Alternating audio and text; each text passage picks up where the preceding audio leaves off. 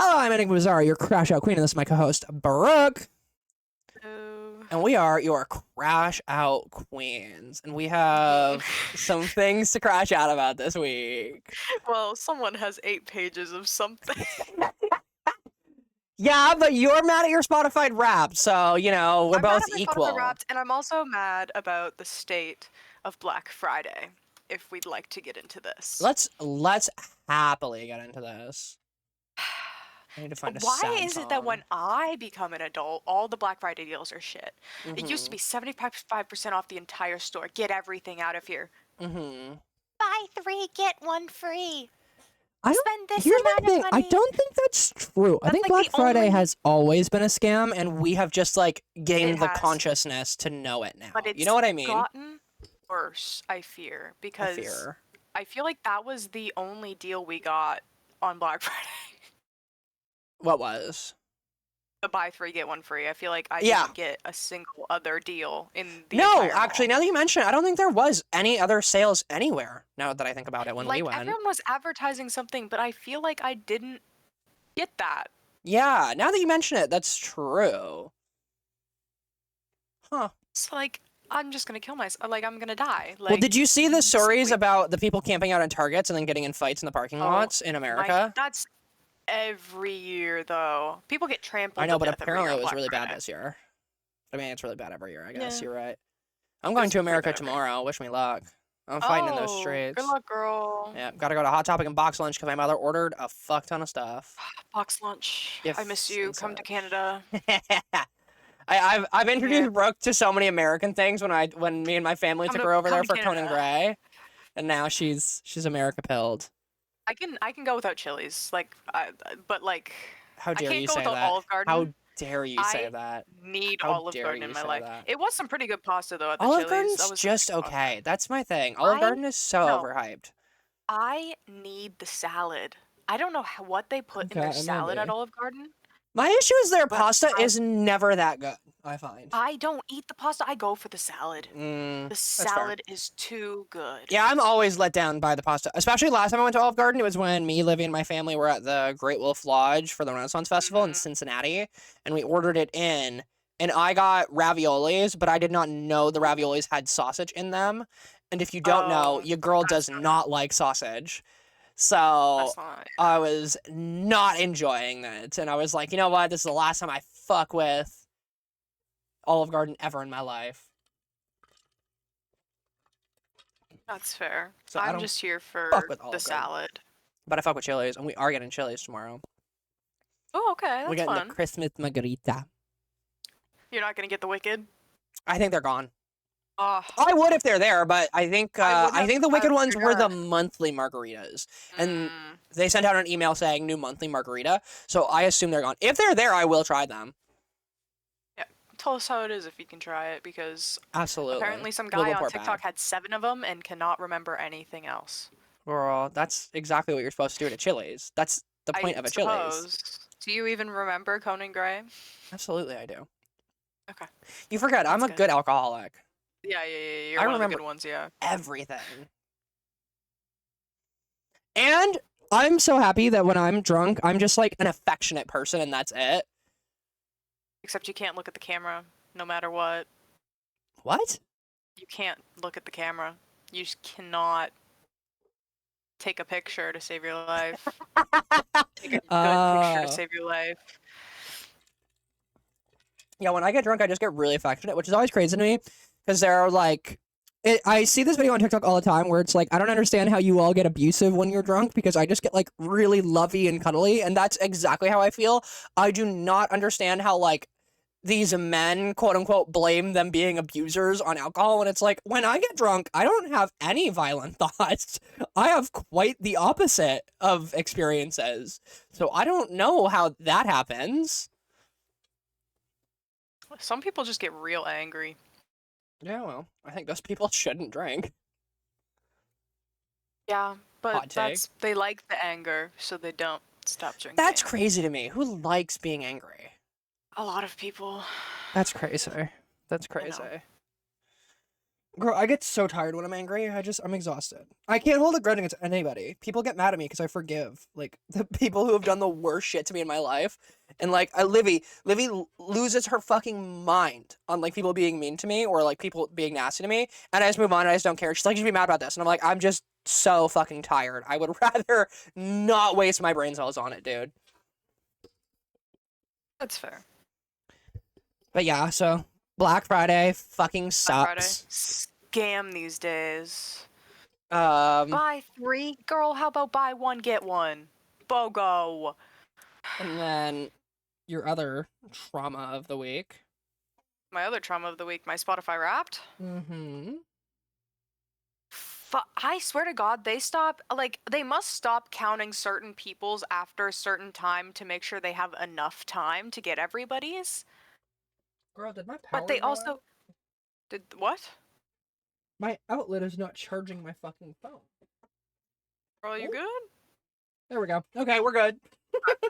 Because I was pulling up my Say. Apple replay, so.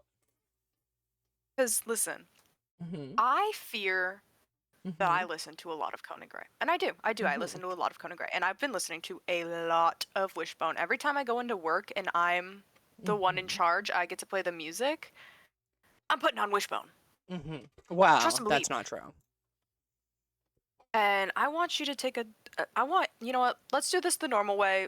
I want you to guess who my top artists on Spotify are. Oh God. It's not Tame Impala, but I always call them Tame Impala. You What are they always called? call them Tame Impala. What are they? It's crazy. It's Glass Animals. Yes. Okay. Okay, so Glass Animals for sure. Yep. I want to give you Mitski, but I feel like you have not been loyal to Mitski this year. I feel like you say that about my controversial girlfriend. I feel like you have been sleeping on Mitski this year. Okay, sure. Like- Okay, so you have Glass Animals. I'll say Mitski. This is what, top 5 I'm going for, so I'll say Mitski. Yeah, top 5. Yeah. Okay, yeah, Okay. I'll say Mitski. Gorillas. Yep. I think Conan Gray is in your top 5. He's just probably lower than you expect him to be. He's not in your top 5 at all? No, he is in my top 5. He's just where I expected him to be. Oh, okay. And then Now, I don't know how this person managed to get on my top 5. Okay, so I'm fucked no matter what. Okay, No, you're not fucked. Like, I guess, but also I don't go out of my way to listen to this person. Then, so girl, I how am I don't gonna understand know? how Then how am I gonna know? you like this person too. Just because I like them doesn't mean I'm gonna guess them for you. Okay. Billie Eilish? Yes. There we go. So, do you want to number them? Do you want to put them around in the top 5, or do you want me to tell you? You tell me, but guess my top 5 first. Oh, your top 5: Conan Gray, Okay. Doja Cat, Okay. Beyonce. Okay. What's that guy's name that you really like that did the Roommate song? I love. That's not Roommates. Love. That's chest pain specifically. Sorry. Oh no, Roommates is no. Roommates is by the same Did guy. you say, I'm gonna say that guy. I do not remember. Malcolm Todd. Yes, I was gonna say Malcolm Todd. Dominic Fike. I'm pretty sure you told me about that. No, Dominic Fike is not there. Doja No. Cat is not there. Doja Cat's not there. I was shocked. I can guarantee you Doja Cat is 6. I think it's because her album came out too late. Oh, Billie is on there too, I bet then. Yeah, Billie Eilish is. Yeah, Billie's there. Because you're really into Billie Eilish, blue girl. There's gonna be one person here that's like really funny. She's always is it there. Halsey? Yeah. It's Halsey then. Halsey's always there. It's like you turn around and you're like, she's right behind me, isn't she? Halsey's right behind She you. loves, and I do really like Halsey. I never expect them to be there. I really don't. I don't consider myself having listened to Halsey that much, but Really? I guess I Because do. I feel like you do. Apparently, I do. Yeah, my order is Conan Gray number 1, Billie Eilish number 2, Halsey number 3, Malcolm Todd number 4, and Beyonce number 5. Okay. I got Glass Animals number 1. Yeah, I figured. Conan Gray number 2, dethroning Mitski for my number 2 place for the past 4 years. I saw that coming. You loved Mitski Wishbone. at number 3. Gorillaz dropping from number 1 for the past 4 years to number 4. Wow, that's a huge plummet. Wow, I've been sleeping on Gorillaz, and Billie Eilish at number 5. Then, Now, girl, how the I wasn't hell? fucking wrong at all. You No, were you weren't wrong unloyal at to all. Mitski. I clocked your fucking tea. I was not unloyal. She just didn't drop an You album. were unloyal. She Listen just to her didn't old drop- shit. How dare you? I be listening to her old shit, but fuck, can I not give up Class Clown? Can I not give up Nauseous? Can I Yeah. not give up Affluenza or Astronomy? God Girl, forbid. don't you bring up that song in this house. Don't you bring up that song Anyway. in this house. Spotify did this cute little thing where you can guess your top song. Like, they give you your top 5, Mm-hmm. and that you can click on which one you think is your top song of the year. And guess who got it right, baby? And what was that? Show Pony by Glass Animals. I guess that makes sense. You'll never guess what my number 2 is. You will never guess what my number 2 is. You'll never guess what my number 1 song was. Oh my god. You'll never get this. Billie Eilish Blue, girl. It's Actor. Yeah, it was. And it is by a the only thing you're fucking listening to. landslide, by the way. Oh, I listened to know. that song this year 1,500 times. Second place is Raven Lenae's Love Me Not at 946. It is almost doubled my second most played song. It Spotify doesn't tell me, I don't think, how many times I played. Show Pony. That's why I Or no, love it Apple does. Music. I listened to Show Pony 182 times. That That's makes fair. me look embarrassing. They dropped it in May, I think. Yeah, Actor got dropped in fucking August. I look like a psychopath. So you'll never guess my number 2 song. You won't actually. It is actually so embarrassing. Class Clown? The Line by 21 Pilots. No! You should have seen this my face made- just then. How The Line made it into my top 5 is crazy, because I could have sworn I listened to the French song even more than The Line. Holy shit, that's so funny. That's crazy. I'm just so Victor. That's your number 2? That's my number 2. Holy shit, what's your number 3, 4, 5? The Cut That Always Bleeds at number 3. Okay, that makes sense. People Watching at number 4. Okay. And Creatures in Heaven by Glass Animals at number 5. I'm really surprised no Class Clown or Nauseous is there. See, this is what I'm gonna get into. I swear to fucking God, they stopped counting my stuff You think before early? August. I think they stopped counting my shit Oh. early because they let me download my top songs of 2025 as an album, Okay. and there's nothing From Wishbone? past August. Yes. Ooh. Like, there's no Lave, and I listen to her a lot these Oh, weird. days. And there's no Wishbone at all.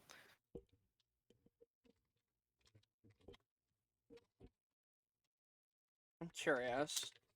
Yeah. And you know what? Spotify Wrapped, you're trying to gaslight me into thinking that I listen to other podcasts. I only listen to one podcast on Spotify. It's trying to gaslight me into thinking I'm listening to 3 Google says that podcasts. apparently I'm data not. collection is from January 1st to mid-November. Mid-November. I don't like that. That's my issue with Apple Music too. I don't like Yeah. that they just completely basically axe half of November and December and they just don't go anywhere stat-wise. You should give me my Wrapped in like January 1st. Give me my Wrapped. Yeah, Give me a or New Year's just gift. count December into the next year. Yeah, no. So I don't know how Wishbone didn't get on my shit because I be Yeah, listening. I'm to really Wishbone. surprised at that. I know you do. The one day you So- had like 5 Wishbone songs play back to back. It was like Nauseous, I Class know, Clown, because I fucking made a Honel, and then new back to back, and then Spotify- Class Clown, Nauseous again. I made a new Spotify playlist, and most of it is Wishbone and Lave's new album. Like, it's a tinier playlist. hmm And I'm like, where is my shit? Because I've only been listening to this for the past, like, 2 months. Yeah. So, but anyway, Spotify's gaslighting me into thinking that I'm listening to other podcasts. That's I also- can tell you for a Apple fact- Music is nice too because even if you get like fucked in the end of the year, you can go every month and look back at it, which I really like. So I That's can fair. actually see and be like, bitch, whether it's lying or not. I can be like, well, clearly fucking not. And like, I'll at least get to know what I'm gonna listen to in December for next year, even though no one else will ever get to know what they're listening to in December on Spotify. You poor unfortunate souls. Girl, you're never gonna guess my top Spotify podcast. Dungeons and Daddies. Dungeons and Daddies. Yeah. I streamed 1,546 minutes of Dungeons and Daddies. But My it's trying to gaslight me into thinking that I listened to Critical Role and the Encounter Table. Wrong. I okay. can only handle one podcast at a time. Okay. My top 5 songs were Actor, Love Me Not by Raven Lene, At the Beach of Every Life by Okay. Gigi Perez, This Song Okay. by Conan Gray, and then Mhm. People I'm listening to Watching that right by now. Conan Gray. Wait, we both have people watching? Absolutely. That's You so know I love cute of People Watching. us. So, this is really interesting to me. This is my top albums of the year. Oh, I got mine too. Do you want to take a guess at what my top albums were? Wishbone. Mm-hmm. Whatever. What is it? Vi or V or? Correct. Yep. You even got them in order so far. Wait, is this the Dominic Fike thing that you were talking to me Dominic about? Fike is here. Yes. That's what you were talking to me about. Mm-hmm. Is there a Malcolm Todd album on there? Indeed, there I'm sorry, is. I don't Yep. remember what. And then Is you that will. 4? It's literally just called Malcolm Todd. Oh, I see. It's number Alright, so 3, and 6. then Dominic Fike is number 4. The Don't Okay. Forget album. Don't forget. Yes. Yeah, and then the last one you will never get. You will literally never get. It's physically Oh, is it impossible like for the you. Chainsaw Man or something? No, it's Lueve's new album. A Matter of Time. Yeah, Oh my God, you love her just as much as me. I do not know when I listened to that album, but apparently I listened to it. It's a good album. I didn't say it wasn't. Okay. You're the one who's fighting for your demons. What are your top albums? I Love You So Fucking Much by Glass Animals at Okay. number 1. Okay. How to Be a Human Being by Glass Animals at number 2. Okay. Super Ache by Conan Gray at number 3. I'm sensing a theme. Kid Crow by Conan Gray at number 4. Sensing a theme. It's called depression. And Found Heaven at number 5. Yep, I am sensing a theme. It's called depression. I don't know. Glass Animals. Glass Animals is a little sad. Yeah. And then what's really And now cool that it's I can gone. do is I can go back and look at with my top artist for every month, my top song for every month, and my top album for every month. Oh, that's cool. Oh, I did that too. Hold on. I have stuff like that. Yeah. I have Well, let's go my through it. biggest music listening day, my biggest indie pop day, my most diverse day, my most nostalgic. Oh, I don't. My biggest I think I podcast did day. get things like that, but I'm not. I don't want to watch the video again. They're the closest I have to these reports for that you have. I have So January was apparently I listened to Halsey the most. February was Billie Eilish. March was Halsey. April was apparently Hoyaverse's soundtrack, which is Genshin Impact okay. soundtrack. May was Yes. Malcolm Todd, and then we have what I call have you ever heard of the blue wave in politics? So we have what I call my music blue wave, which is June, Conan Gray, July, Conan Gray, August, Conan Gray, September, Conan Gray, October, Conan Gray, November, I Conan hear Gray. someone must have dropped an album in August. I fear someone must have dropped an album. You know what's even crazier though? He didn't drop an album till August, and he still took over June and July. Listen, man, he just does it. He's that good. So I was listening to Vodka Cranberry and this song that much. Yes, we were into that. We were very into those oh, yeah. songs. Listen, my biggest music listening day on Mhm. July 27th. Okay. Lock in. Let's see. 716 minutes of the day. Oh. 101 artists and 199 tracks. They couldn't have just rounded up to 200. They had to tell me I was one away from listening to 200 tracks. It's embarrassing. And I listened repeats of Pork Soda. 545 artists this year. Oh, wait, how many? Hold on, I have that too. I know how many Lord. minutes. My minutes was like I think 306,000. I have 52,000 minutes. I think it was. Where's my? It was either 321 days or 221 days. I think it was 221 days I had listened to music this year. Girl, my top genres. They didn't do top genres last year because they suck, but they did it again this year because of the backlash. indie pop, indie rock, hyper pop, alternative rock, and soft pop. Are they just telling me to kill myself? Yeah, 212 days is how many days of music I listen to. Mine Yeah, is I 36 honestly days. didn't like mine either. I think mine's kind of Mhm. interesting for top genres, but I'm also like, I don't know where they got that. Where is that? My Yeah. top genres were pop, alternative, soundtrack, R&B and soul, and hip hop. Well, I'm just glad that they got rid of the fucking dream SMP genre. 'Cause the fuck was that? That's funny. People were getting dream SMP as their fucking favorite genre. Okay. I don't know if you saw this yet, but Spotify did a like your listening age thing. Yeah, and everyone's getting fuck ass ages. My brother got 75 and my dad got Ooh. 69. Ooh, that's My father embarrassing is for your brother. 54. That's embarrassing. That's embarrassing for your brother.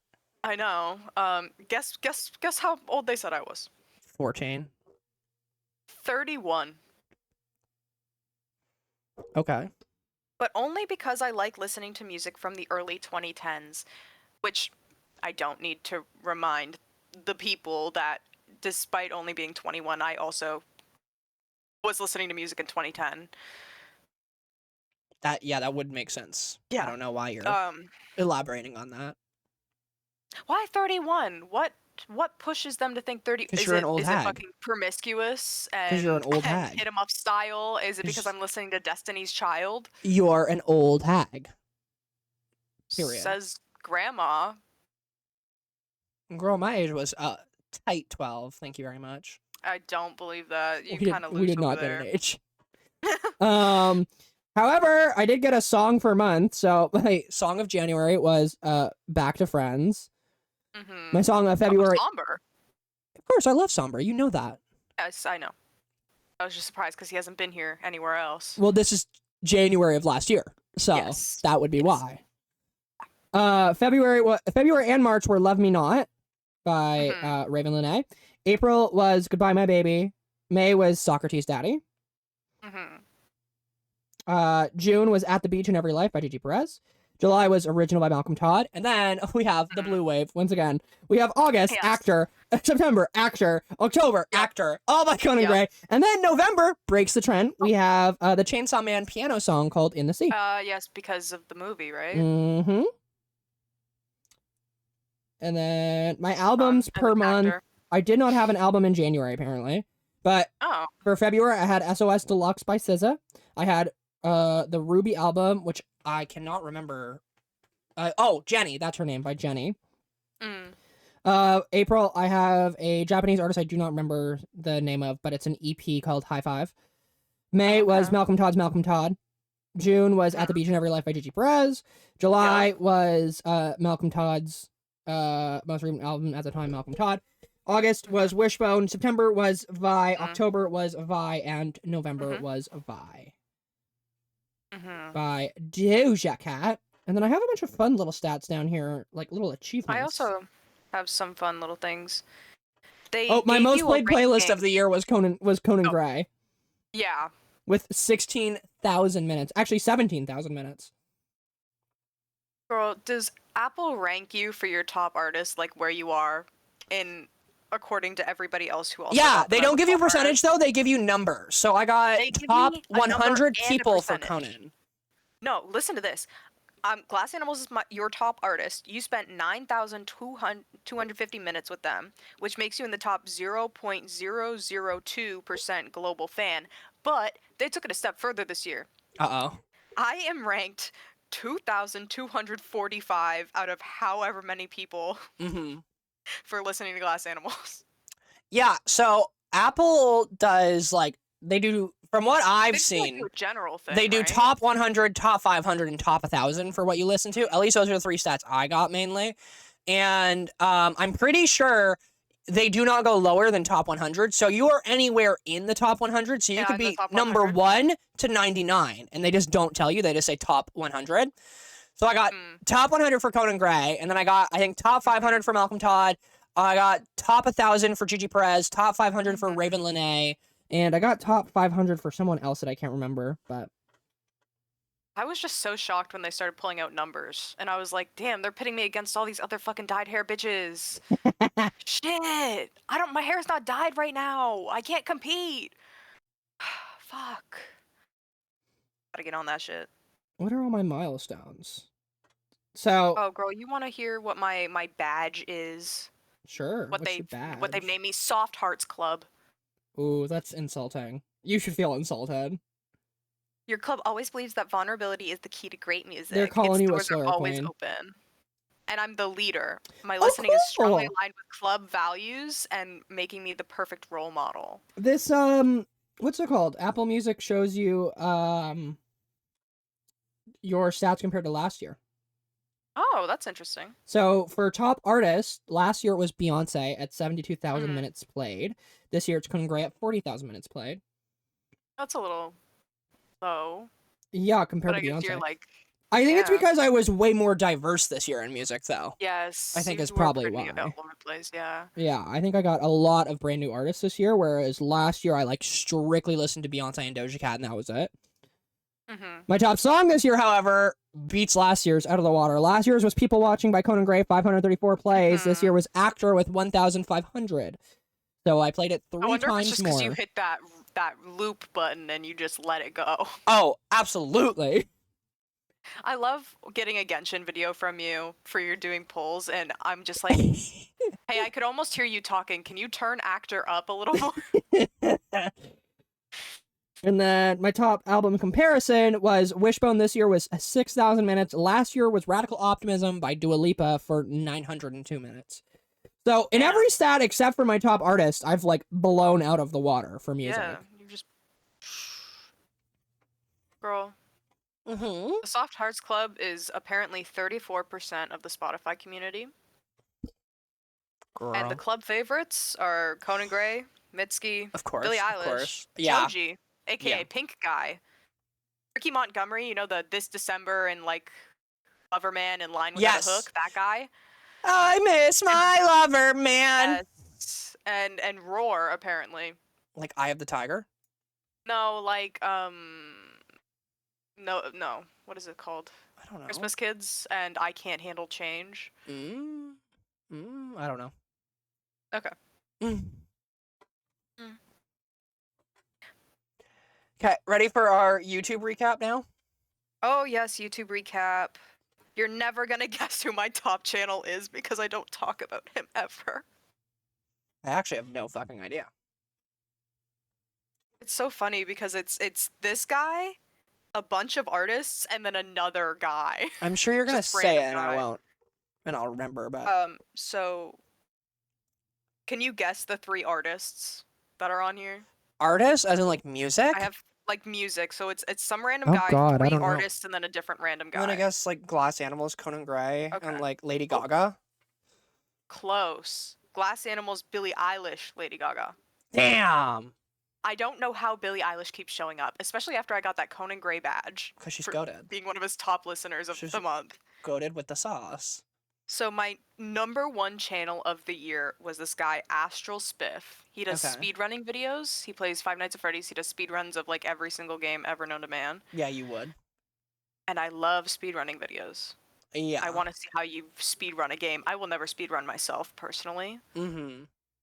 And then at number 5 is a Five Nights at Freddy's theory channel. His name's Rye Toast. Okay.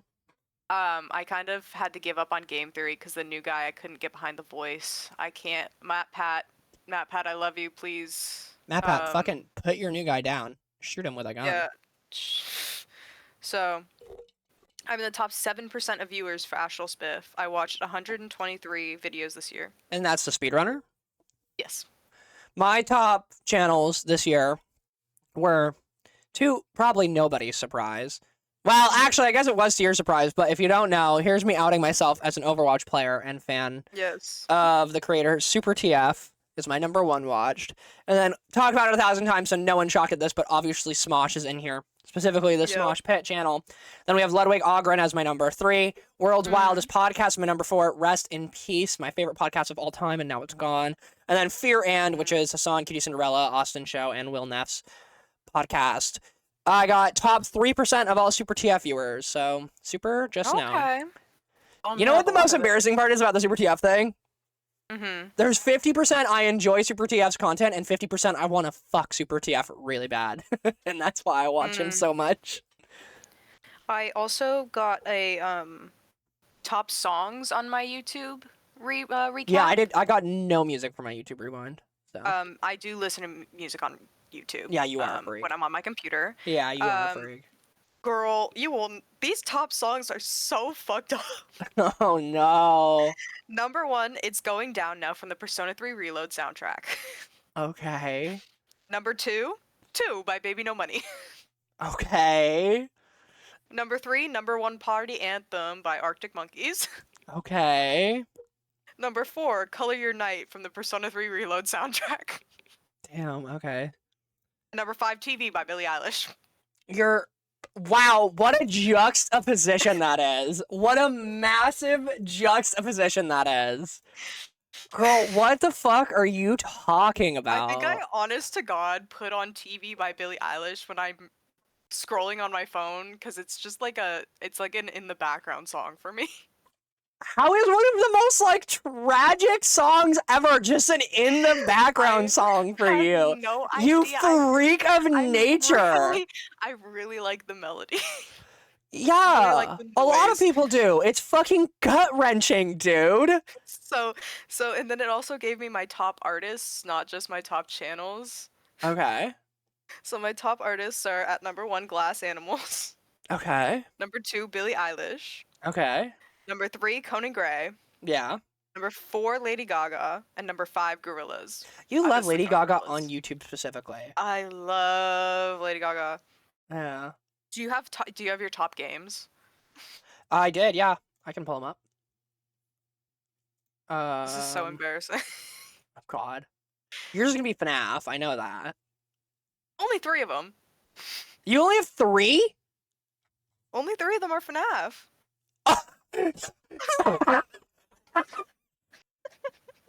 Not great. I thought you meant like you only had 3 games to look at. I didn't know you meant over 50% of them was fucking FNAF, dude. That's embarrassing. Yeah, so number 1 is Five Nights at Freddy's Secret of the Mimic. Number 2 is Five Nights at Freddy's.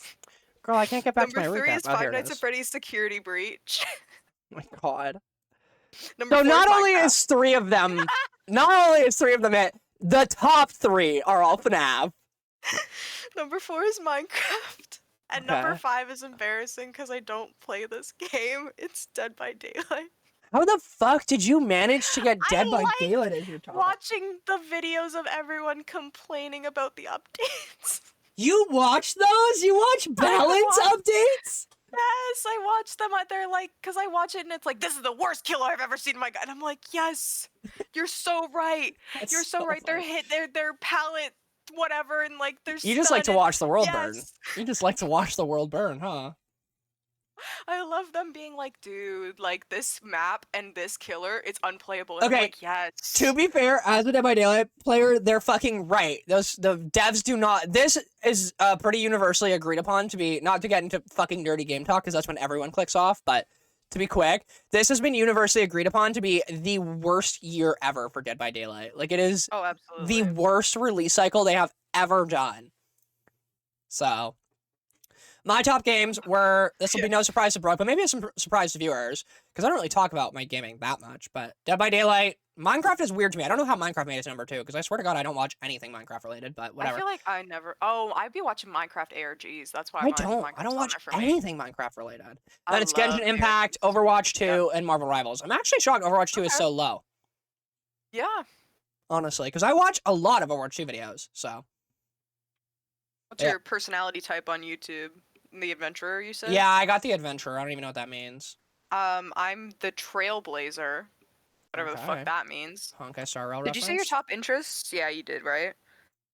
I don't understand how this is my very, very top interest. Mario Kart challenges. When the fuck have I watched a Mario Kart video? When the game first came out, maybe? Maybe, but I swear to God, I don't remember doing that. My second My is top internet interests were culture. Pokemon adventures, gaming culture, and animal behavior. Yes. My second highest is internet culture analysis. That makes sense. You watch a lot of commentary stuff. Yes, I do. I love watching like really long like video Yeah. essays. And then You're my known for third one that. is horror game stories. That also makes sense for you. You love that I shit. really like horror games. I love horror games. You and Wendigo's top 5%. No, actually, I don't watch Wendigo anymore. Why? What happened to you? He's a little weird about Religion. stuff.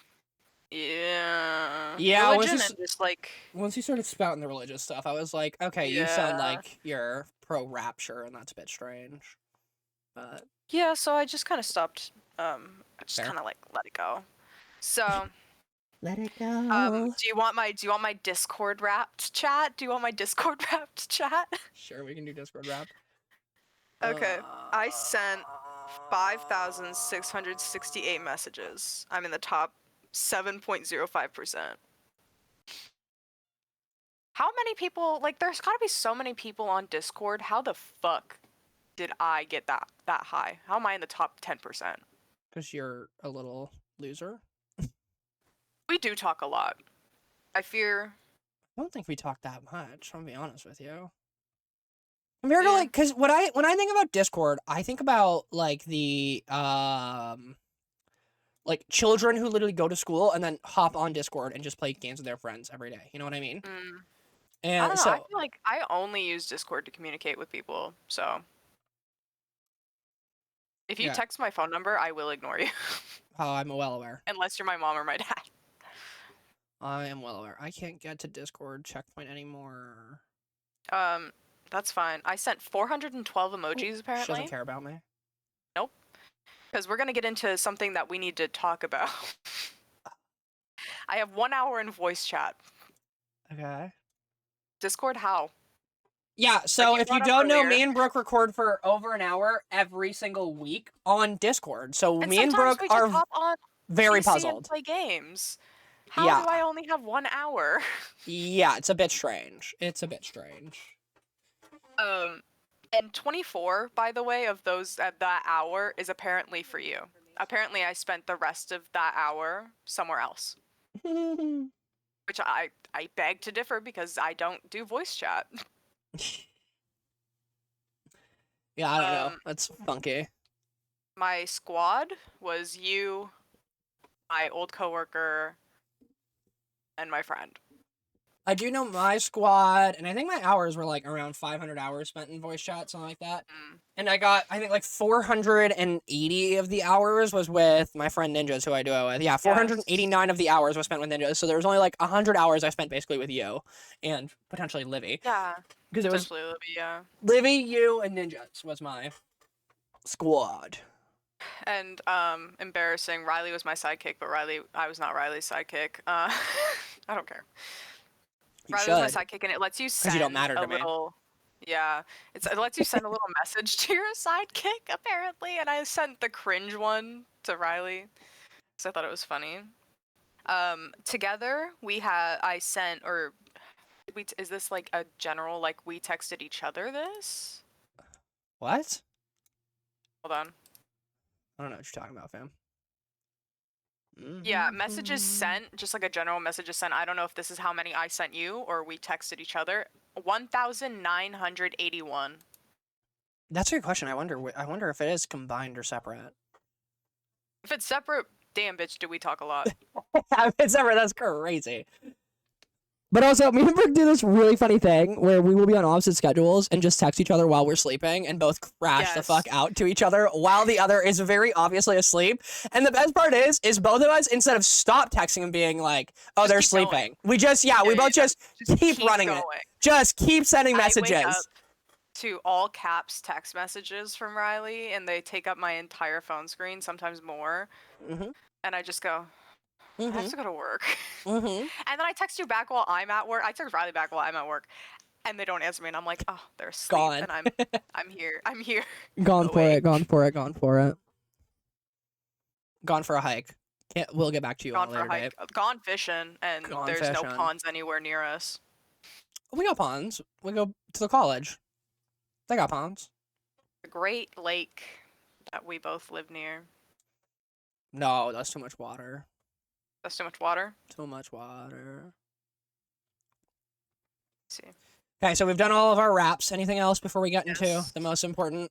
I fear this is 8 pages. We, my dear viewers, if you are here for our Great Pretender weekly recap, I fear you need to click off now. We are not getting into the Great Pretender. Don't today, click off much to my now! dismay. Don't you dare click off now! I fear, much to my dismay, will not be getting into the Great Pretender today, even though it's very good. The first 2 episodes of this arc are very good. I pull out one of those pointer sticks and I'm like, okay, class. Honest to God, wish you had physical pieces of paper with you to slam down on the desk. Like physical notes. Like in your delusion, you are Will Byers writing out like drawings on pieces of paper. I'm telling you, I am Joyce in season 1 when she hangs up those fucking Christmas lights and is talking to Will in the Upside Down. I am her. I have the Christmas lights in my hands and I'm like, Will, if you can hear me, speak. Will, if you can hear me, speak. If anybody's a main channel fan, Riley's commentary channel, well, that's on this channel. Stranger Things commentary video soon. No, not soon. I'm not doing anything until after it's over. After? Okay, so next year. Because it's going to either be titled Stranger Things did the best thing ever or Stranger Things did the worst thing ever. And I'm going to wait to see which one they do. Stranger Things did the worst thing ever. Yeah. So if you can't tell, the rest of this podcast, for who knows how long this is going to go on for. I'm just gonna hold on. I'm gonna curl up. I'm gonna shrimp up in my chair for this. Hold on. Hold on, chat. Hold on, Get chat. comfy, kids. Get comfy, kids. Everyone get comfy. Because we're gonna talk about my current obsession, which is, if you couldn't tell, Byler. We're gonna talk about Byler. If you don't know, Byler, not Stranger Things, just Byler. Yes, precisely. If you don't know what Byler is the ship between the fictional characters of Mike Wheeler and Will Byers in Stranger Things. Now, Brooke's right. None of this will fucking have anything to do with the main plot of Stranger Things. Dare I say, there will be spoilers, but honestly, they won't be important to the story because I'm going to be honest with you, viewer, I don't give a fuck about the story of Stranger Things. I don't give a fuck. Vecna's boring, the Demogorgons are boring, and frankly, every fucking character, except for like 5, could die, and I would fucking roll over and go to bed peacefully and not care. I don't care. One thing I will say about the Duffer Brothers, they are god-awful writers at writing long-winded and overarching storylines. It is not good. They do not know how to write interesting storylines in that context, and they do not know how to write, like, this Avengers Endgame style of writing that they're going for in this season. They're not good at it. It just, in the nicest way possible, sorry, Duffers, they're not. And I say all that because one thing the Duffer Brothers are actually really good at writing is character dynamics. They do really good at writing character dynamics, specifically duos. They write duos really, really well. One of the things you will always hear about Stranger Things is everyone has a favorite pairing of sorts. Some of the famous ones are Steve Harrington and Robin. You have Steve Harrington and Dustin. A lot of people like Lucas and Max. A lot of people like Nancy and Jonathan. A lot of people like Nancy and Robin. A lot of people like Joyce and Hopper, so on and so forth. Duos are like a big part of Stranger Things. And my dear viewer, where does that leave us with what we're going to talk about today? My favorite duo and the ship of a lifetime, Byler. Welcome to my TED Talk. This is, for context, this is Riley's Clance, and this is worse than Clance. This is worse than I was ever with Clance. I felt like I was pretty normal. Like, I was pretty normal with people that didn't watch Voltron about Clance. This is something different. So, as I was saying, Stranger Things isn't that good. It doesn't even make it genuinely into my top 10 of TV shows ever. I do not fucking care.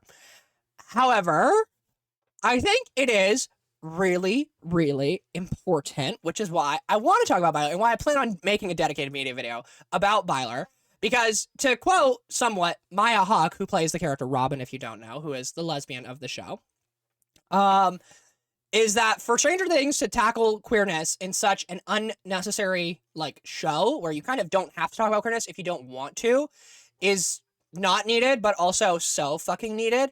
One of the things Maya Hawke says in an interview is she talks about how her character Robin comes out in such a impactful, like, nonchalant way on screen, if you will, and it's not undermined, it's not treated as a joke that Robin is a lesbian, and she will never end up with Steve in the scene because she comes out to Steve, no matter how much the viewers want her to, or Steve wants her to, or anything, and they stick to the guns of Robin being a lesbian.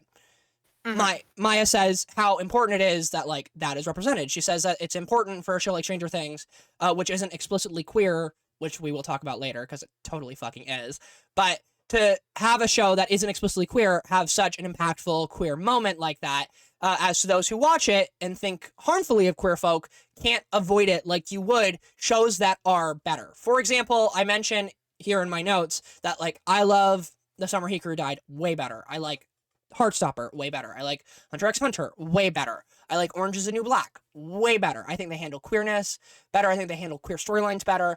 But the difference between those shows is that, like, they are all explicitly queer and or niche to some degree, and kind of about nicheness in a sense. And they will only ever have that niche audience to some degree. Whereas Stranger Things has gone insanely mainstream. So when Stranger Things tackles queerness and does it well, it's like 100 times more important because it's going to reach 100 times the amount of people. So when a bigot watches Robin come out, it kind of challenges their beliefs behind queer people, and specifically in Robin's case, obviously, queer women. Most people who are bigots watching Stranger Things cannot avoid the subject like how a bigot would avoid watching Heartstopper because they know it's gay. You can't run away from the queerness in the show.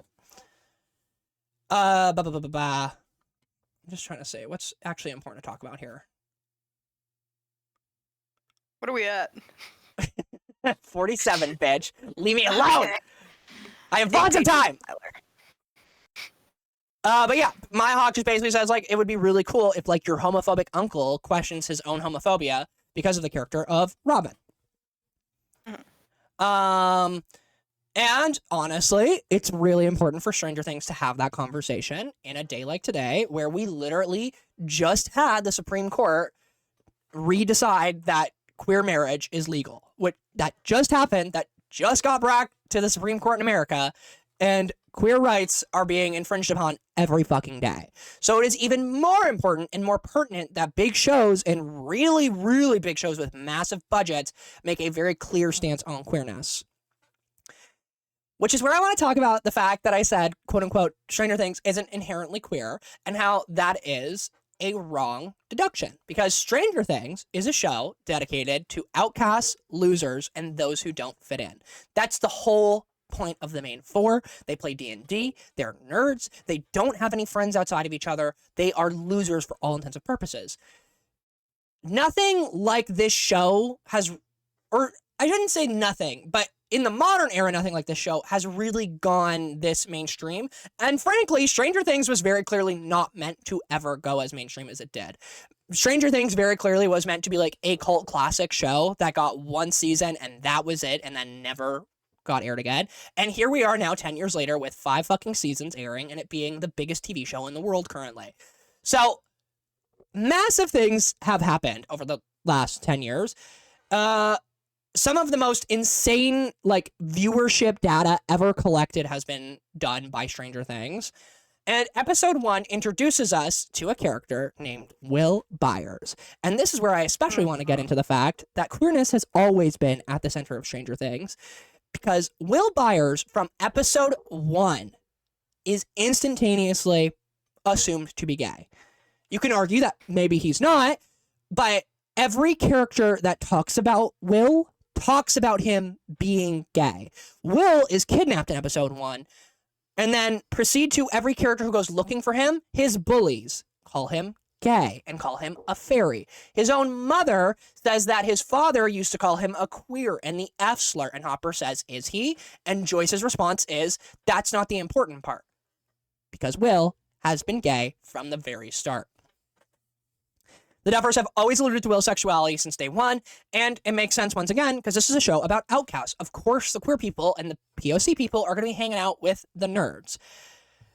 And then, my dear viewers, we talk about the other half of this ship, Mike, whose sexuality isn't openly stated or alluded to in words. However, he does have a long history of gay behavior, if you will. Because the history of the ship Byler doesn't actually start with Will Byers, the canonically gay character, at all. It starts from people seeing how Mike reacts to Will missing compared to his friends, and that's where the ship originated from, was from Mike's perspective, not Will's.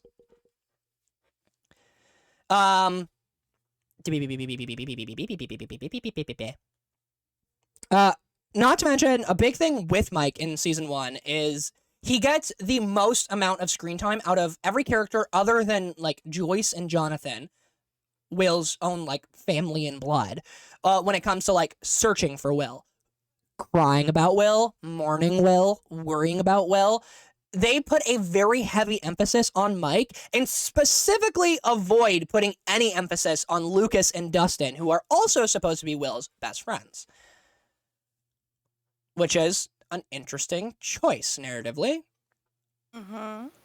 Another thing that is kind of important to talk about when it comes to queer children, and just children in general, is when you're young, the line between romantic and platonic is very fucking thin, and 90% of the time is not fucking known by the children, because children do not have the capacity to determine those types of feelings because they are so complex. So it's not completely out there to make the assumption that Mike is struggling with the concept of romantic feelings towards Will or platonic feelings towards Will. Blah, blah, blah, blah, blah, if you will. But you know what?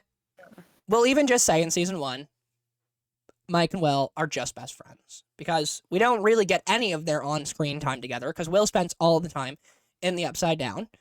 So let's talk about what is canon, which is Maleven. Maleven, if you don't know, is Millie Bobby Brown's character, 11, and Finn Wolfhard, Mike's character, obviously. They canonically end up dating each other throughout the seasons. And when they were young, I want to make this clear before I sound completely insane, I actually really liked Maleven in seasons 1 and 2 as a ship and as, like, a couple, and I actually really do enjoy them, and I think they actually do make sense as a couple in those seasons. Until we get the shed scene in season 2, which is one of the final episodes, where Mike is alone with Will and Will's mom and Jonathan, and they're trying to get the mind flare out of Will by saying how much they love Will and how much he means to them. And instead of bringing all the friends, the writers specifically, once again, isolate Mike with Will and put Mike in the position to be as important as Joyce and Jonathan, Will's own family, who, like, went into the fucking Upside Down for him. Like, very important connections for Will. And yet we're still putting Mike on this pedestal. And this is all the way back in season fucking 2, by the way. Mm-hmm. And then finally, one of the things I want to talk about with, well, specifically with Maleven, not finally with Byler. Byler, we got lots more with Byler, don't worry. This is just Maleven. Is the way 11 is written is that she is almost entirely meant to decenter men in her life. She needs to separate herself from Vecna and 1 in season 4. That's, like, a big part of it. She needs to break out of the mold of being Hopper's daughter, and she needs to, like, find her own wings, because Hopper has been caring for her for so long. And more importantly, she's trying to get over the abuse she handled at the hands of the character Papa, whatever the fuck that scientist name is that I don't care. Not just that, Elle is always her happiest when she is not around men and when she is surrounded by other female characters. One of once again, the viewers' favorite duos is 11 and Max and their friendship and how much they bond with each other and have just such a good time with each other. 11 truly has the most fun in the series, in my opinion, with just Max. Not with her boyfriend, but with Max. And then she has a phenomenal connection with Joyce, where Joyce is a motherly figure to her, and they have a great connection. And also, 11 feels the most herself when she gets to meet her sister, 8. And that's not to entirely say, though, that Elle hates men or they aren't important to her. We see her have passion towards men, both when it comes to, like, the trauma with Papa and her grieving over Hopper when he is supposedly dead, and so on and so forth. But these men may not be, like, how do you put this? Men basically don't define 11. They are a part of her, whereas 11's womanhood very much is kind of meant to define her, and her connections and camaraderie with women are kind of very, very central to her character. And her independence is really important to her character. And then specifically, like, a lot of times while we see Mike and 11 dating, we end up watering down 11's character a lot. And 11 is one of my least favorite characters, specifically when she's dating Mike, because she literally is just watered down to being Mike's girlfriend 90% of the time. Like, all of her character arc just goes out the window, and she is just Mike's girlfriend 90% of the time. She obsesses over him. She, like, loses her mind over him. She makes everything in her life center around him, and it's just not interesting, frankly. So, here's my thing. Even if Byler's not canon, I really don't want 11 to be canon, because I think Mike is the worst thing 11 can fucking have. I think they are so bad together. So with my biases of Byler aside, I still don't think they should end up together, even if Mike and Will don't end up together. Then I want to talk about a scene going back into Byler, and one of the most important scenes when it comes to the Byler ship, if you will, is the rain fight, or the rain scene. I'm sure if you know anything about Stranger Things, you've seen this on TikTok before. But there is a scene where basically 11 has broken up with Mike in season 3, I think it is. And Mike, Lucas, and Will go back to Mike's house to play D&D. Mike and Lucas are not interested in playing D&D. They're too busy sulking over losing 11 and making jokes, basically akinning women to lesser than men. That's interesting. You want me to be pro 11 and Mike, but we're actively watching Mike and Lucas shit on 11 and be sexist towards her, basically. And so Will is trying to play D&D with them, and they won't do it, and they don't care, which causes Will to be like, you know what, fuck this, like, I'm leaving, I don't want to do this. And then Mike chases after Will in the rain, and is like, don't leave, like, we'll play D&D, I'm sorry, I apologize, da-da-da-da. And they have this huge fight where Mike finally says, and this is, like, one of the only times in at least the earlier seasons where we admit to Will's sexuality. But Mike says it out loud, and Mike goes, just because you don't like girls doesn't mean, like, everyone else is the problem, essentially. Which is this big, gut-wrenching moment, obviously, for poor little Will. And Will just bikes off and runs away. And begins to have a crash out in his little backyard shed where he destroys all of his memories of Mike and of the party and of the friend group, very much mirroring a messy fucking breakup, I will say. But here's the thing. Mike and Will get into a fight, 11 and Mike get into a fight, and Mike fucks off, talks shit about her, and just gets, like, annoyed, essentially. Mike and Will got in a fight. Mike chases after Will, goes to Will's house, begs to be let in, and, like, goes searching for him, crying at the door for him. Mind you. And then we're gonna skip past season 3 now to season 4, where this is kind of where a lot of the love triangle gets so fucking weird, and I hate it. So, Mike, Will, and 11, well, mainly Will and 11 end up leaving and moving to California with Joyce and Jonathan. And Mike comes down to visit them. And when Mike comes down to visit them, we see that he is very hesitant to be any sort of affectionate towards Will, and he is very dismissive of Will. He kind of won't talk to him. He doesn't make a lot of eye contact with him. He won't hug him when he gets off the plane, even though Mike has been seen hugging his male counterparts and his male co-stars before. For some reason with Will, he refuses to. He won't do anything. He won't show any sort of affection. He won't show any sort of attention and anything like that. And more importantly, Will and him end up getting into a fight at the roller rink where Will questions him on it, saying, like, what happened to our friendship? What happened to us? Like, why are you treating me like shit? And Mike will not admit Will's importance to him. Mike will not acknowledge Will as an important person. He says they're just friends. It's not that deep. Eleven's his girlfriend. He cares more about her. Yada, yada, yada. Blah, blah, blah, blah, blah, blah. And then 11 gets kidnapped by the government, and we're stuck with Mike and Will alone. And the dynamic instantly shifts when 11's not around. And we see Mike's disposition of Will change drastically. He immediately apologizes for his actions, admits how much Will matters to him and how important he is to him, and insists that they stick together as a duo forever. Which, girl. And then, finally, after that, we got the fucking painting scene, which I'm sure everyone knows the painting scene. I don't know about anything about the painting scene. It's the one where Will's crying in the back of the car. Oh. You do know the painting scene. Yes. You do know the painting scene. Sorry, I didn't know they called it the painting scene. I just called it Will's crying in the car scene. So, the importance of the painting scene is something that actually you should be familiar with because we learned about this in college. The concept of Chekhov's gun. Did we learn about this in college? You don't remember the Chekhov's gun? We did in film theory. Oh my god, I took naps in film theory, girl. Well, the concept of Chekhov's gun is if you show a gun, you have to use the gun and shoot the gun. It can't be there for, like, aesthetics. Every single thing you show should have a purpose in filmography, essentially.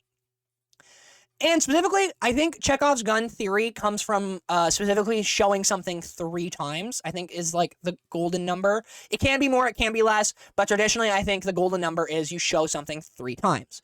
The painting is mentioned many times. I think it's 3 or more throughout the season. The first time we get a mention of the painting is through a letter that Elle has written to Mike that I think Mike is reading, where she mentions that Will has been working on a painting, but he won't show Elle the painting or tell anyone who the painting is for, so Elle thinks it's for a girl that Will likes.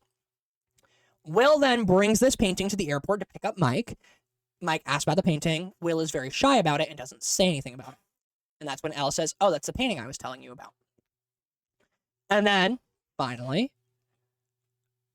we get the reveal of the painting in the car ride where they are going to save 11 from the military, where Will gives Mike the painting that has been around this whole season, and then lies and says that 11 commissioned him to make it for Mike, and that then goes on a long speech where he basically professes his feelings to Mike and how important Mike is to him, saying that, like, he can't live without him, how important, how much he loves him, how unconditional their love is for each other, so on and so forth. But instead of saying it himself, he says that it's how Elle feels about him. And then that's where we get the scene where Mike is staring at the painting, super cooled out by it, and then Will turns to the window and cries without Mike noticing. Very, very emotional scene, very good scene.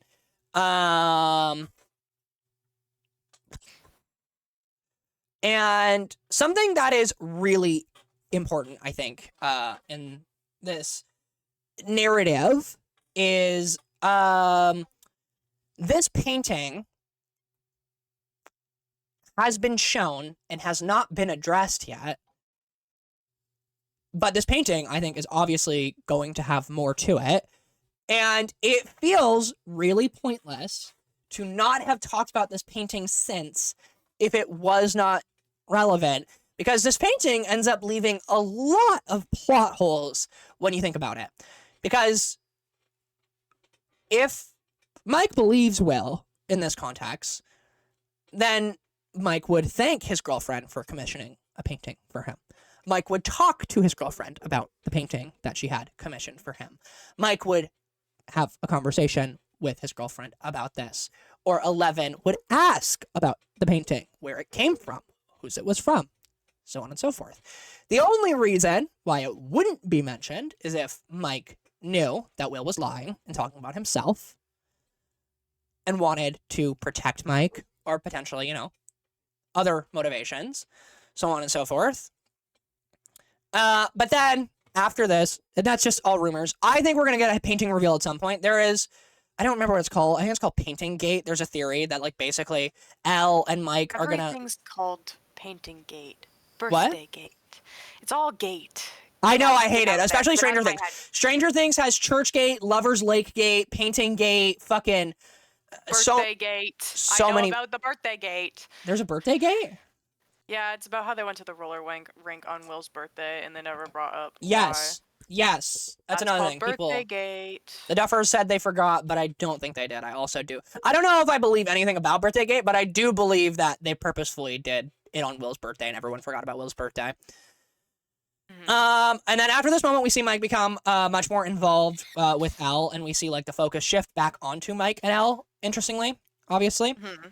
And then we have Will, yet again, just like he was earlier in this season, completely left behind. Another thing we see, which is just really cute and really important to me, is Jonathan and Will have a really beautiful moment, and I really love Jonathan and Will's relationship, because after Will gives Mike this painting, Jonathan looks in the rearview mirror and hears Will giving the speech, and although nothing is said, it is very, very, very obvious that Jonathan knows Will is lying, and that Jonathan has figured out that Will likes Mike and is in love with Mike. And especially this becomes more obvious because after this, when they are helping 11 get into like a fucking salt bath to like go fight Vecna in the like mind world or whatever the fuck, in the mind palace, if you will, whatever the fuck you want to call it. My mind palace in my mind. Jonathan confronts Will and just says like, you know, I love you and I miss talking to you. I know we've drifted recently, but I really want us to be connected again, and I really want you to be able to talk to me about things that are hard for you, which is like, further, once again, kind of leaning into this. Big thing with this, once again, if I cannot have Byler, Girl, I need... What? Can you check your mic for a sec? Oh, no. I mean, it's still talking fine on thingy, so... I don't know, you're cutting out a lot. I think it's just Discord, then. Because I haven't... I've been watching Good. the audio. I've been staring at my audio on Good. OBS. Can't repeat. Basically... well, where did I end at? Some about, what was it, who was it, Jonathan or Mike? Jonathan? Yes. Jonathan what? And he was like going somewhere, I think, because they were just doing the salt bath, you said, and they were going to go fight Vecna. Yeah. So, yes. What ends up happening is Jonathan and Will get a moment alone, and Jonathan goes up to Will and is like, hey, I know, because they've been very distant from each other this season. They haven't really talked, and they haven't really been all that close. And Jonathan goes, hey, I know we've been distant, but I want you to know, like, I really love you, and I really care for you, and I want you to be able to talk to me about things that hurt, and I want us to be close again, and I want us to talk to each other again, and, like, be together again as brothers, because, like, that's how we're going to make it out of this, and that's what's important here. Which very clearly is, like, alluding to Jonathan trying to get Will to be comfortable with him, which is why I say, Duffer Brothers, I swear to fucking God, if you do not give me a Will coming out scene to Jonathan and Joyce, and don't give me the most loving and beautiful fucking coming out scene ever, I will fucking kill you. I will fucking kill you. You understand me? I will kill you. That's more important to me than Byler. I need that scene to be done with the utmost amount of respect and beauty. Because you have set it up, and it needs to fucking happen. At least with Jonathan. And then we get to talk about my favorite subject, which is heteronormativity, the time and culture in which Stranger Things is based, and how just because Mike has a girlfriend, you homophobic fucks, does not mean he can't be gay. So, Mike struggles to confess his love to Elle throughout the entire series, and then finally does when she needs it most. But I will argue, does this mean his feelings slash saying I love you is genuine and honest, or did he say it because he needed to in order to save the fucking day, is the question. And this isn't even to do with Byler. This just has to do with, generally speaking, Mike and where Mike is at in this relationship, because Mike has not been able to say I love you this entire season. So him just being able to do it at the perfect time when he needs to is a bit coincidental to me. I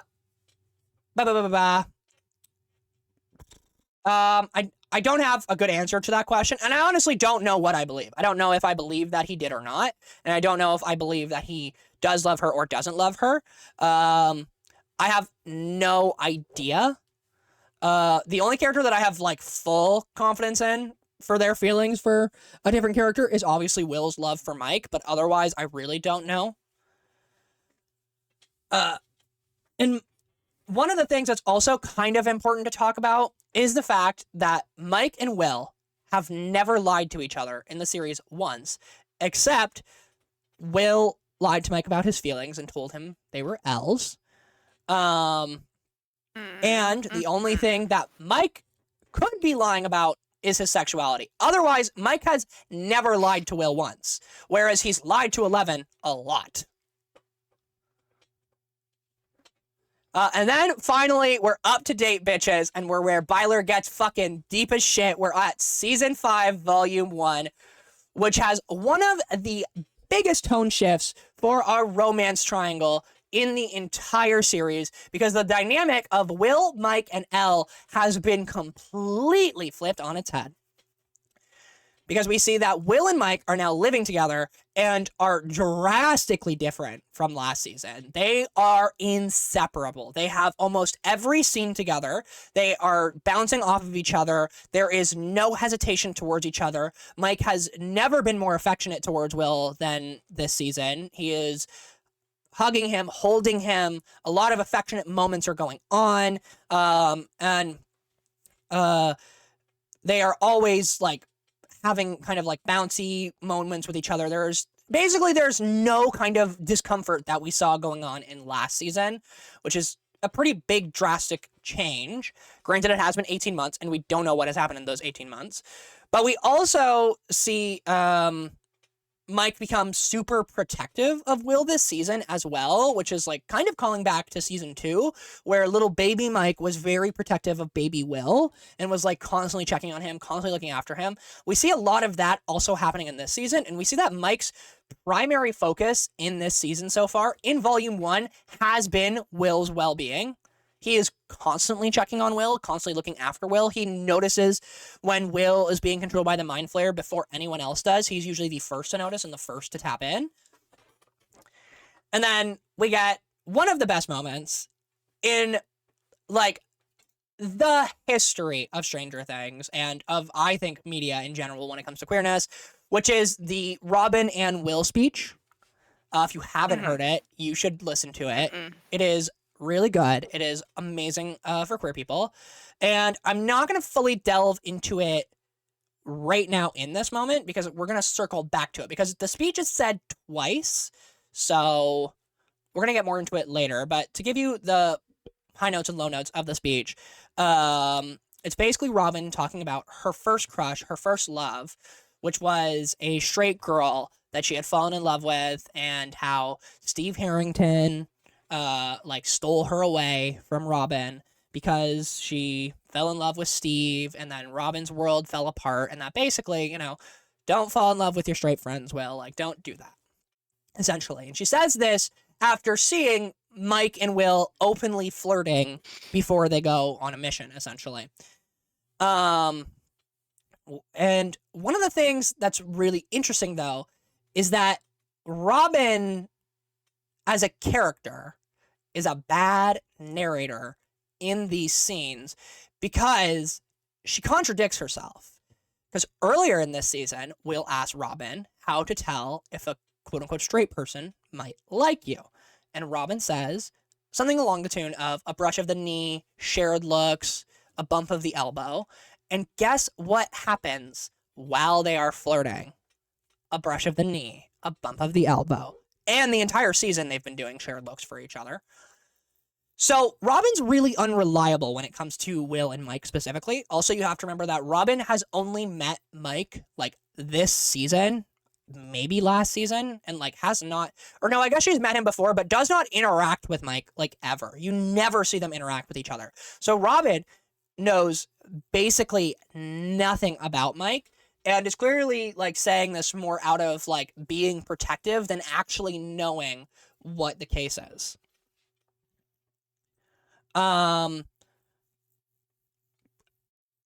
Will has a lot of like loving people in his life too, which is like really interesting pairing. I really like the pairing of Robin and Will together because Will has so many loving people in his life, but it's perfect to put him with Robin because Will finally gets not just someone who like cares about him, but someone who actually understands what he's going through, a queer character who is also in the closet just like he is, able to actually talk to her about these things, and that's really important, and I really hope they continue that, and I really want that to go.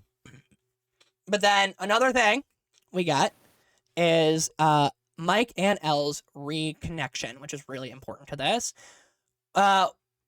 And Mike and Elle are very drastically different this season than they are in any other season when we see them. Last seasons and the seasons in which they were like dating and all lovey-dovey, they were all over each other. I think it's season 3, I want to say, where like anytime they're in a scene together, they are making out. They are cuddling. They are so affectionate. They are going crazy with one another. They are always like forcing themselves upon each other all the time. And they get a ton of scenes together. This season, they get the least amount of screen time, I think, out of all the characters together. They get the least amount of screen time. They don't kiss. They don't even hold hands. The most they do is a hug, and it is an interesting hug. And that's it. And then they get like one, I think, 5-minute scene where they talk about like, oh, I hope we get out of this, lol. And they're like, yeah, me too, basically. Nothing really actually openly romantic or anything. And a lot of people have come to theorize that the reason why that is that at the end of season 4, Elle and Mike broke up, and we never get confirmation of them getting back together, technically. And also at the end of season 4, we find out that Elle has not spoken to Mike the entire drive from California to Hawkins. She hasn't spoken a word to Mike. Even though he like told her he loved her and did that huge I love you speech while she was in the salt bath, apparently she did not talk to him once. So where they're at, truly, I could not fucking tell you. Maybe they're dating, maybe they're not. I hope the Duffer Brothers give us some sort of flashback into the 18 months that we've missed between season 4 and 5, because something's gone down, and I would really like to know, because something has happened amongst this, and amongst this, like, dynamic. And then finally, let's finally talk about Robin's speech, which I think we're, oh god, no, we're not getting close to the end. How many pages have we gone through? I want to say 5. That's 3 more pages. That's only 3 more. You can do it, sis. Mm-hmm. Okay. So, as I said, we hear this speech twice. The first one, I'm gonna now explain what the speech has, which Robin talks about finding a cassette tape when she is cleaning out like her garage or something. And she talks about how she watched this cassette tape and she saw this little version of herself. It was a little self-made, little like, whatever, you're a kid, you make a movie, right? And she talks about how like she saw the joy and the love in that little girl and how much she just didn't care about what other people thought or about loving someone else or being loved by somebody else, and that it was okay to just be her, essentially. And she tells Mike, like, that's what you need to do. It's within, it's not without. Don't find your love through other people. Find your love within yourself is basically the crux of it. But the important part is it's a tape. She mentions a VHS tape is very specific to what's going to happen. And Mike obviously feels very uplifted by this speech. And then we have the second time we hear the speech, which is when Will has been, and this is big spoilers, by the way, so if you've stayed this long, I assume you don't care about spoilers, but this is big spoilers for the fucking finale of Volume 1. So, Vecna shows up and beats the shit out of everybody, basically. The Demogorgons take 12 children. Fucking Vecna's P. Diddy now all of a sudden. I don't know why that is, but he's doing those things.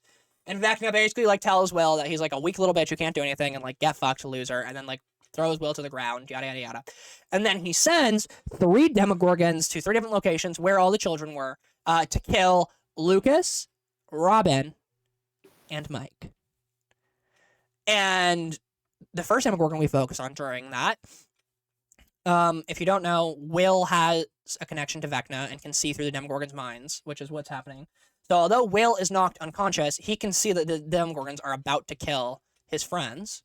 And specifically, we focus on the Demogorgon that's going to kill Mike. And we hear Robin's speech again. And we watch a cassette tape. And it's Will's cassette tape. And what is in Will's cassette tape? It opens with the first time Will and Mike ever met. The same thing that Mike said was the best day of his life in season 2. And then we get to see a montage of Will with Jonathan and Will with Joyce. And then it ends with Will and Mike again. And we see, cut back to the Demogorgon being frozen midair, cut back to Will. Will has unlocked his powers and is now able to control the Demogorgons. We then see the other Demogorgons are not being controlled by Will, and the other Demogorgons go to attack Robin. Will stops that demo, and then the other Demogorgon goes to attack Lucas, and Will stops that demo, and we still will kill all 3 Demogorgons at the same time. And we find out that Will gained powers through loving himself and accepting his queerness. A big part of that is Will's connection to Mike. And where I get to Joyce on the wall here is there's a few things. The Duffer Brothers have gone on record and said that Stranger Things has always been about Will Byers. The main character of the show is Will. It's always meant to be about Will, and it's supposed to be Will's story, which is really interesting considering how much is going on with the whole Vecna and 11 and all of that, that it's still, in the Duffer Brothers' opinion, a coming-of-age story about Will Byers. And here's where I got into my decompressing of all of this, because that's just the information of what I'm giving you. And there's so much more I could fucking talk about, so be grateful that I made it shorter than it could have been.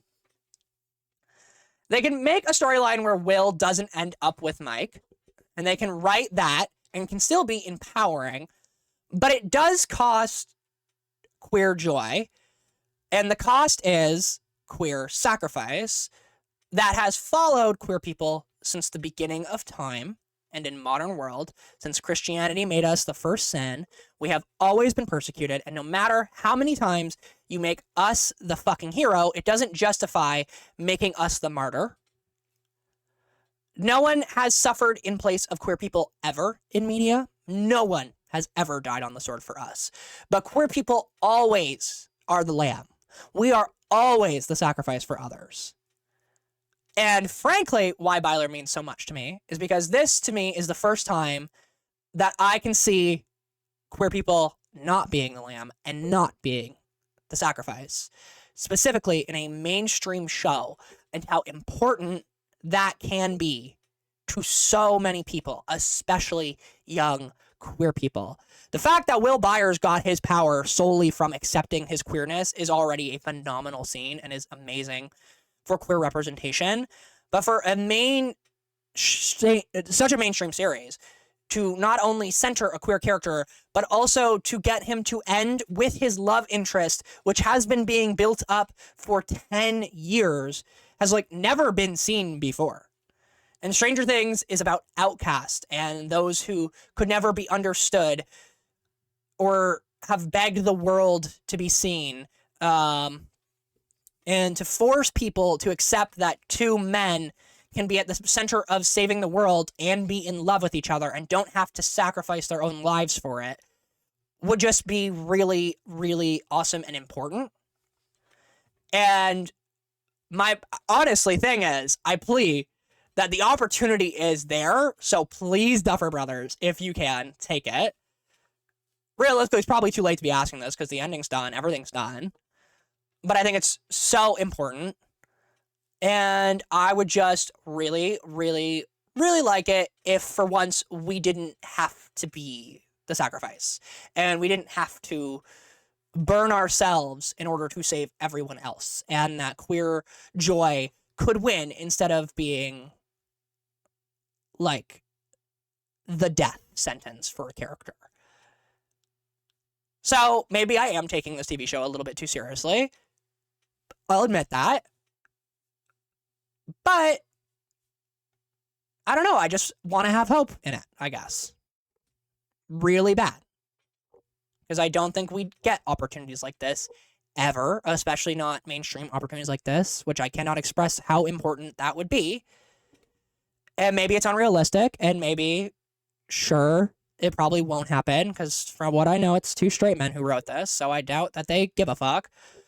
But I think it'd be really cool for that high school kid who's in love with his best friend to be able to see Will Byers confess his feeling to Mike, and instead of getting rejected or dying for him or losing everything, get it reciprocated and get the love story that that little kid deserves.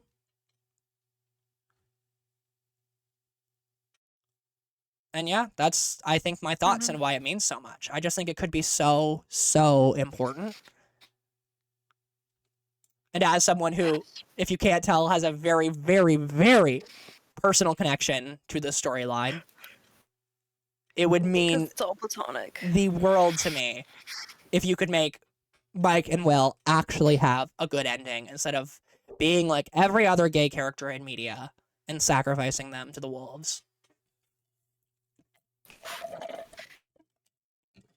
And that's my Byler speech. Yep. And also, Malevolent has such terrible chemistry. They're fucking awful together, so. She don't need no man. Yeah, no, she doesn't. She literally does 10 times better when she's not got a man around. She's always better when she doesn't have a man. But yeah. Men suck. That's the moral of the story. That is the moral of the story. Anyways, on to music, because we're at 1 hour and 20, so. Oh my god. What's your music of the week, sweetheart?